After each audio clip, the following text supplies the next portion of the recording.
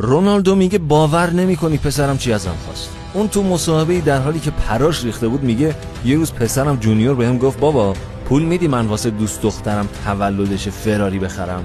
من که پرام ریخته بود بهش گفتم جدی میگی؟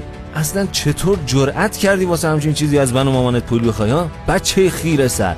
البته من بگم اینجا رو رونالدو خیشتنداری کرد. بابای من بود پاشو تا زانو میکرد توی حلقم. رونالدو میگه من به جونیور گفتم میخوای دختره رو تحت تاثیر قرار بدی؟ باید خودت به دستش بیاری. کاری که مردای واقعی میکنن. فکر میکنی این ماشین و خونه و پول و جوایزی که من به دست آوردم کسی بهم داده؟ یه ذره از اون بچه مسی یاد بگیر. البته اینو من خودم اضافه کردم و رونالدو در پایان حرفاش گفته هی جونیور به جون مادرم عشقونی نیست که چقدر براش خرج میکنی، به اینه که چقدر از خودت مایه بذاری. البته خودمونیم ها. خود رونالدو هم از باباهای ایرانی توی جوانی 1000 جور حرکت زده و الان فاز نصیحت گرفته، ولی انصافا نصیحت جالبی بود. من که واقعا حرفشو قبول دارم. شما چی؟